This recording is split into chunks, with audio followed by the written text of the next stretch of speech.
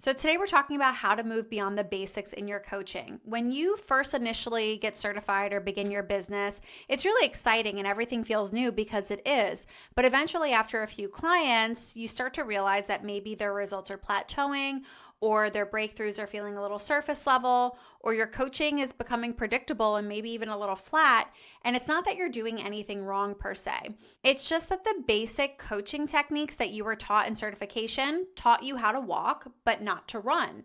And that's okay because you have to walk before you know how to run. But that basic foundational training is exactly that. It's foundational. It's meant to be built upon over time. And so it did what it was supposed to do, gave you the basics of active listening, being curious, asking good questions, holding space, and maybe following a little bit of structure around creating SMART goals to help people feel motivated to change. That's great. But again, it's basic. And you probably are starting to get frustrated with yourself because you know you're capable of more, but just don't know where to go or what to do next. And also, I think not only is coaching evolving, but I think the clients and their expectations are evolving. They are bringing deeper questions, more self-awareness. They've already done the basic work by listening to podcasts, reading books, and you might not even be their first coach. Maybe they've even been in therapy. And so they're coming in with more complex, nuanced, bigger goals. And your basic toolkit is not going to be enough to meet them there. And so what do? And what I've noticed a lot of coaches do is they try to overcoach. So they'll fill the sessions with more questions, more structure, more resources, more talking, more energy, hoping that that would motivate the client into change. And that's not the most effective thing to do. Or I've seen coaches do the opposite where they kind of like shut down and they get overwhelmed and they try to stay surface and they avoid the deep stuff because they don't feel prepared. Maybe they don't feel confident or they don't feel competent or they don't know how to handle those complexities that show up. And so they shift the topic to keep it safe, or they rescue the client because they're so overwhelmed with the complexity, the trauma, the emotion, and they don't know what to say or do next. And they just want them to feel better. So they try to soothe the client, but it's not going to help them change. And the solution to going deeper is not more information. It's exactly that. It's more depth. You need more advanced tools that will help you navigate the real complex human experience beyond the behavior and down into the belief systems. So what you need is training beyond the basics. And what that looks like is maybe some basic psych information. I'm not saying you need a PhD or to go to school to become a therapist, but it is important to maybe not just understand behavior, but go a little bit deeper and understand what the root of behavior is, what causes people to act certain ways, think certain ways, or not. It's also important to go beyond the basics of SMART goals or holding space or being supportive or cultivating awareness and understanding coaching frameworks and tools that actually facilitate human development and change, and taking your active listening skills to deep listening skills. So not just being supportive again and listening to respond, but really being able to develop your coaching ears so that you are able to tune them to listen to what's not just being reported by the client, but what's not being said, or what is a blind spot that they're not identifying, or what's beneath the words and actions that are really giving you an insight into how they're thinking and perceiving their world. That way, you're not just being supportive and guiding a conversation and shifting behaviors to have a quick fix, but you're really leading a transformation from the inside out.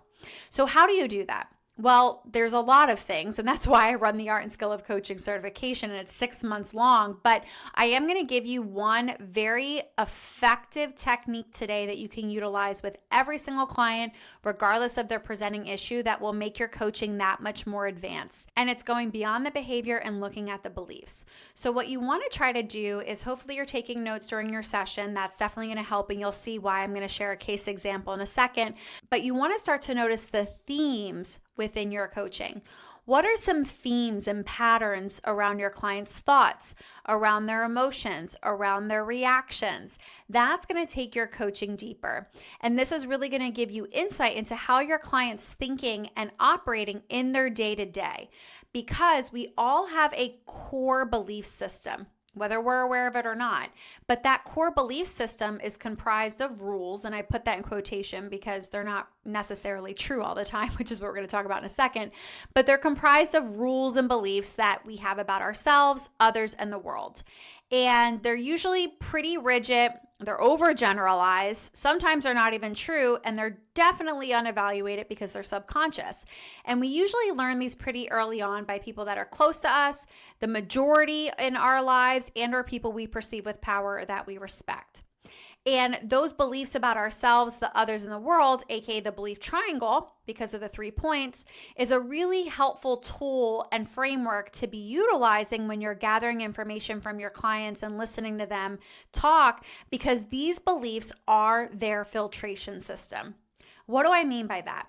Well, we have thousands, tens of thousands actually stimuli every single day. They are internal because of our thoughts, our feelings, our sensations, our memories, and they're also external, things we're hearing, seeing, feeling, and experiencing.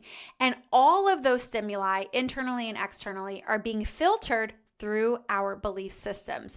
What we believe about ourselves, others, in the world, and that is going to jade the client's perception of their experiences, which is going to influence how they feel about those things, and it's going to impact their reactions, right? Which is obviously going to influence their results. So understanding your client's unique filtration system, which is comprised of their beliefs, is really important, because then we can start to understand how are they thinking about things? Because that filtration system is either going to delete things, it's going to distort things, or it's going to generalize things to make them right. What do I mean by that? Well, the brain wants to be right, not accurate all the time, okay? So it's going to delete, distort, or generalize things to fit their perception and what they think is true about themselves, others, in the world. And again, beliefs are just things that we accept as true, not that are necessarily fact. So knowing that, how do you actually identify core beliefs with the client to take the coaching deeper? Well, you want to listen for their central ideas about themselves, the world, others, and the future. Remember, they might not always be able to tell you, because as humans, we have blind spots, and they might not have the level of self-awareness to report it to you. And that's not a client problem, that's a coach problem, right? It's our job as an informed and trained coach to be able to listen for and identify those belief systems.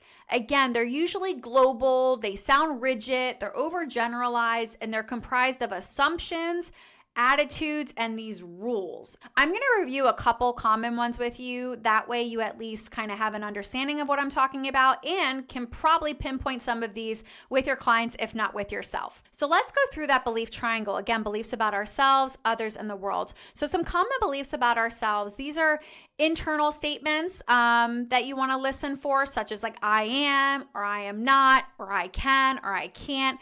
Those types of statements and whatever follows are usually going to give you insight into what they believe about themselves.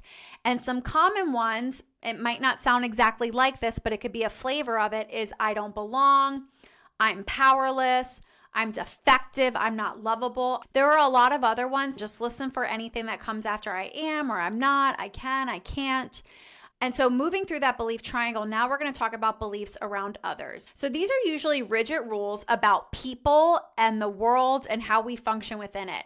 So some common ones are no one loves me, or the world is unsafe, or people can't be trusted, or it's really hard to get ahead, or money's really difficult to make, or it isn't fair, or if this, then that. It can sound so many different ways, but again, what you're listening for are assumptions or these rigid rules about people or how the world operates or how we need to kind of perform within it to get a result. That's going to give you insight into how the client is interacting with the world and the decisions they're making and how they're operating. Going through that belief triangle, going to the third point, is common beliefs about the future. And so these are usually predictions or assumptions around how the world works or what's going to happen.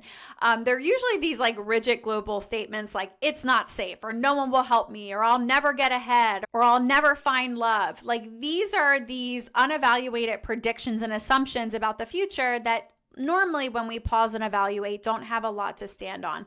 But because they're unevaluated, the client never pauses to debunk that belief. Now, regardless of where the belief or bucket of beliefs falls on this belief triangle, thoughts that we accept as true about ourselves, others, or the world, here are the themes that I hope you heard. And if not, definitely write this down. The themes are usually around safety and security, belonging, self-worth, power, love, defectiveness, identity, and wholeness. Those 8 themes are usually themes that everyone has beliefs around, and they're either empowering or disempowering. And it's important for you to identify where is your client on that spectrum. But to keep it simple, if that felt overwhelming, they usually boil down to 2: either not being good enough or not being lovable. So let me share with you a case example that might bring this home. So I had a client that was working with me that week after week, we were coaching on her frustration with her mother. And at first we focused on building her skill set and shifting her behavior so that she would get a different result. So we focused on communication skills and boundaries. And that's not a bad intervention for this presenting problem, but it still is pretty basic. And so what I started to notice after a few weeks is that despite all these interventions and all these skills, it wasn't shifting the client's presentation. She still was quote unquote frustrated, and now was getting to the point where she was tearful in session. And so I started looking through my notes, trying to identify the themes and go beyond the behaviors and start to look at what underlying beliefs might be going on that are influencing her reactions towards her mother, both emotionally and in her communication. And what I realized is that it wasn't just frustration, it was more so resent. And the resent was because of a decision that was made early on in her childhood that negatively impacted her, but that this was actually a theme in all of her relationships. And really, when I looked at the belief triangle, beliefs she had about herself, others in the world, something started to stick out to me. And it was that no one considers me. I'm unimportant. And that clicked. That was a theme that was present not just with her mother, but with work and in her love life. That no one shows up for her. No one considers her. And she just felt unimportant and abandoned once we realized that that was the core belief that was really going on beneath the surface, causing so much pain and discomfort and conflict in her relationships. I used a variety of tools that I teach inside of the Art and Skill of Coaching to help her work through this core belief, and we are making great progress now. But I had to go beyond the basics of behavior and beyond the basics of my coach training and utilize these advanced techniques like pattern identification and the belief triangle that I taught you today to really move this client into a new level of awareness and growth. And when you coach with these types of advanced tools, understanding your client's belief system, not just their behaviors, your sessions become powerful and profound. Your clients feel seen in a way that they've never felt seen before, and change actually sticks because we're working at the root level, not just the surface. You move from being a supportive, helpful, action-oriented coach to being a catalyst for transformation that changes clients' lives. And this is just a snippet of what we teach inside of the Art and Skill of Coaching, my advanced coach training program. This is for coaches who want to go beyond the basics and really master the practice of coaching.